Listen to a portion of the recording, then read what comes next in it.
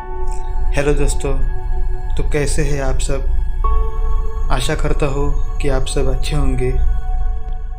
आज हम उस ग्रंथ के बारे में जानेंगे जो मनुष्य को पिछले 5000 सालों से राह दिखा रहा है। जिस ग्रंथ में मनुष्य के हर समस्या का समाधान है और जिसका उपदेश भगवान श्री कृष्ण ने अर्जुन को महाभारत के रणभूमि पर दिया था।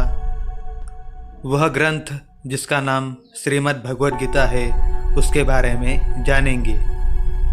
वास्तव में श्रीमद् भगवद गीता का महात्म्य वाणी द्वारा वर्णन करना किसी को भी संभव नहीं है, क्योंकि यह एक परम रहस्यमय ग्रंथ है।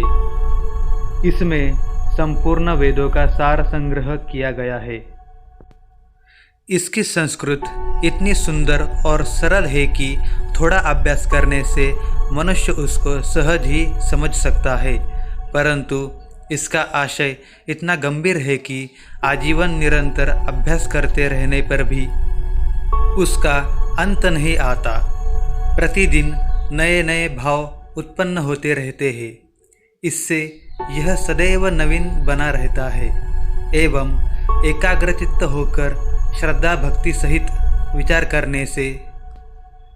करने से इसके पद पद में परम रहस्य भरा हुआ प्रत्यक्ष प्रतीत होता है। भगवान के गुण, प्रभाव और मर्म का वर्णन जिस प्रकार इस गीता शास्त्र में किया गया है, वैसा अन्य ग्रंथों में मिलना कठिन है, क्योंकि प्रायः ग्रंथों में कुछ न कुछ सांसारिक विषय मिला रहता है। भगवान ने श्रीमद् भगवद गीता रूप एक ऐसा अनुपमेय शास्त्र कहा है कि जिसमें एक भी शब्द सदुपदेश से खाली नहीं है। श्री वेद व्यास जी ने महाभारत में गीता जी का वर्णन करने के उपरांत कहा है, गीता सुगीता कर्तव्या किमन्ये ही शास्त्र विस्तरे ही या स्वयं पद्मनाभस्य मुख पद्माद्विनि श्रुता। इसका अर्थ है गीता सुगीता करने योग्य है, अर्थात श्री गीता जी को भली प्रकार पढ़कर अर्थ और भाव सहित अंतःकरण में धारण कर लेना मुख्य कर्तव्य है, जो कि स्वयं पद्मनाभ भगवान श्री विष्णु के मुखारविंद से निकली हुई है। फिर अन्य शास्त्रों के विस्तार से क्या प्रयोजन है। इस गीता शास्त्र में मनुष्य मात्र का अधिकार है, चाहे वह किसी भी वर्ण आश्रम में स्थित हो, परंतु भगवान में श्रद्धालु और भक्तियुक्त अवश्य होना चाहिए, क्योंकि भगवान ने अपने भक्तों में ही इसका प्रचार करने के लिए आज्ञा दी है तथा यह भी कहा है कि स्त्री, वैश्य, शूद्र और पापयोनि भी मेरे परायण होकर परम गति को प्राप्त होते हैं।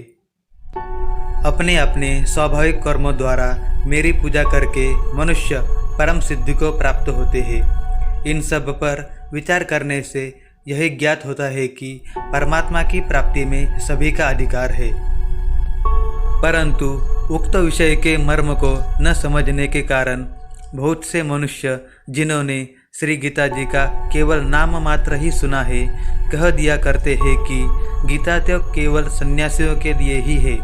वे अपने बालकों को भी इसी भय से श्री गीता जी का अभ्यास नहीं कराती कि गीता के ज्ञान से कदाचित लड़का घर छोड़कर सन्यासी न हो जाए।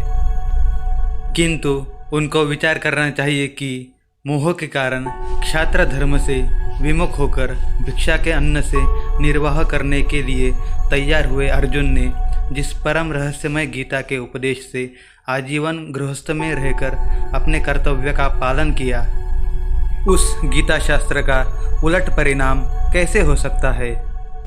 अतएव कल्याण की इच्छा वाले मनुष्यों को उचित है कि मोह का त्याग कर अतिशय श्रद्धा भक्तिपूर्वक अपने बालकों को अर्थ और भाव सहित श्री गीता जी का अध्ययन कराए एवं स्वयं भी इसका पठन और मनन करते हुए भगवान के आज्ञानुसार साधन करने में तत्पर हो जाए, क्योंकि अति दुर्लभ मनुष्य शरीर को प्राप्त होकर अपने अमूल्य समय का एक क्षण भी दुखमूलक क्षणभंगुर भोगों के भोगने में नष्ट करना उचित नहीं है। तो चलिए शुरू करते हैं गीता जी का प्रथम अध्याय। जिसका नाम है अर्जुन विषाद योग। धृतराष्ट्र बोले, हे संजय, धर्मभूमि कुरुक्षेत्र में एकत्रित युद्ध की इच्छा वाले मेरे और पांडु के पुत्रों ने क्या किया?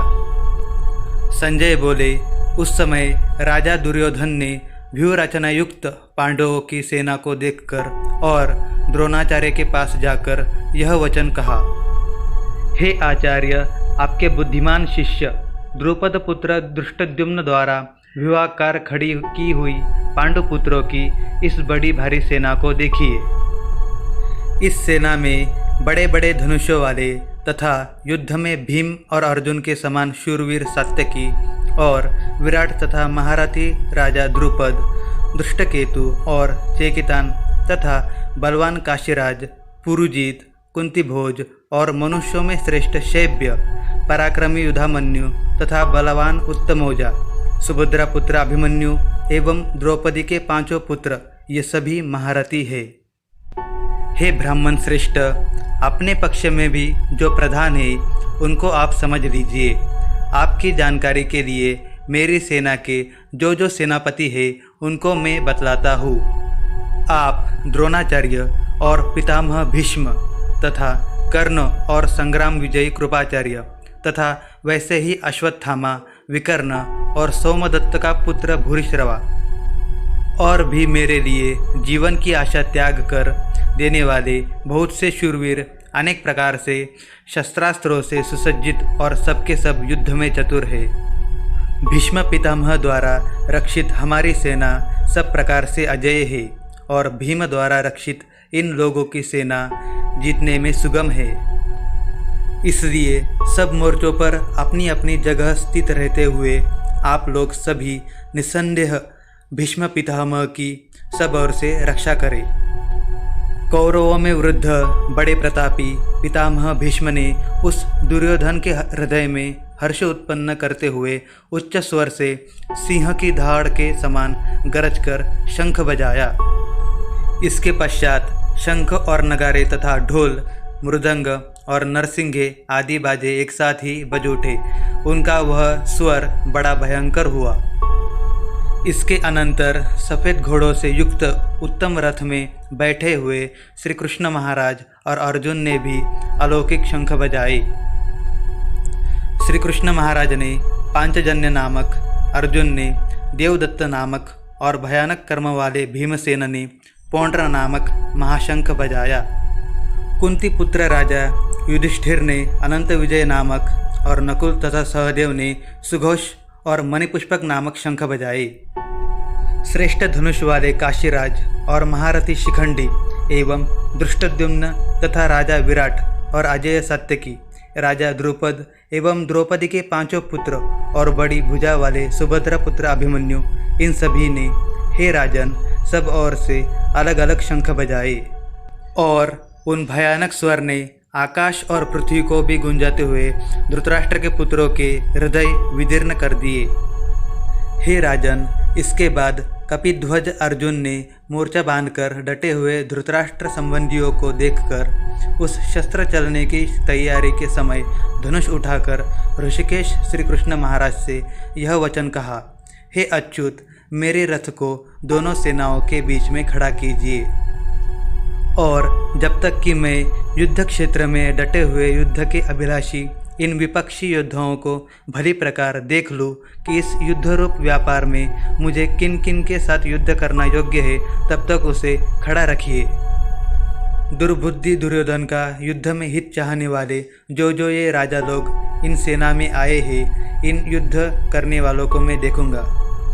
संजय बोले, हे धृतराष्ट्र, अर्जुन द्वारा इस प्रकार कहते हुए महाराज श्री कृष्णचंद्र ने दोनों सेनाओं के बीच में भीष्म और द्रोणाचार्य के सामने तथा संपूर्ण राजाओं के सामने उत्तम रथ को खड़ा करके इस प्रकार कहा कि हे पार्थ, युद्ध के लिए जुटे हुए इन कौरवों को देख।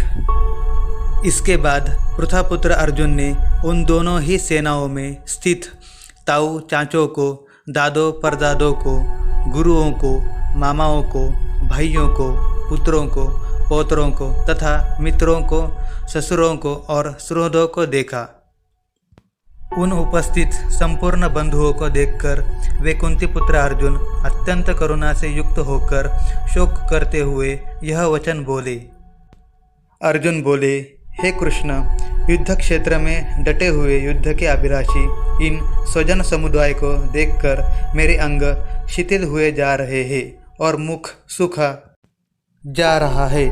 मेरे शरीर में कंप एवं रोमांच हो रहा है।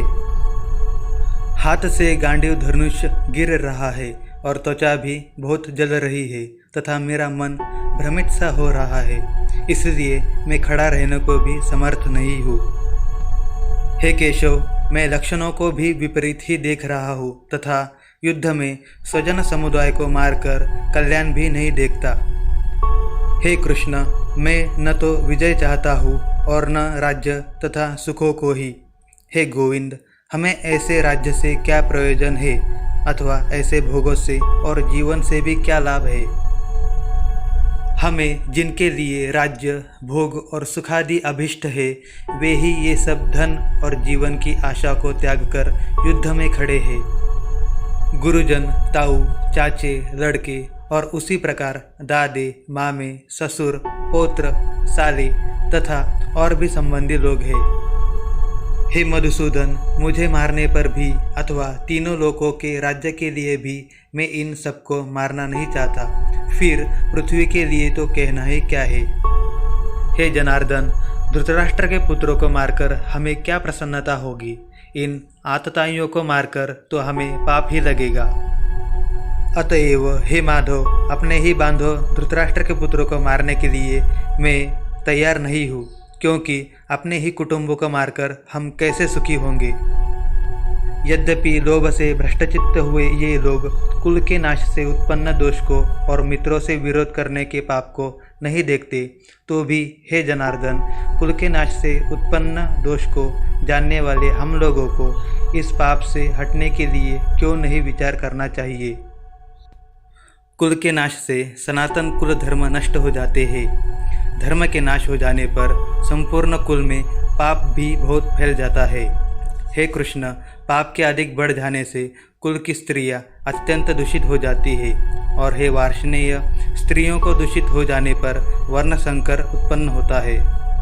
वर्ण संकर कुल घातियों को और कुल को नरक में ले जाने के लिए ही होता है।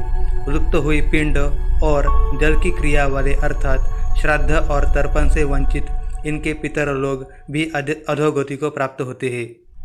इन वर्ण संकर कारक दोषों से कुल घातियों के सनातन कुल धर्म और जाति धर्म नष्ट हो जाते हैं।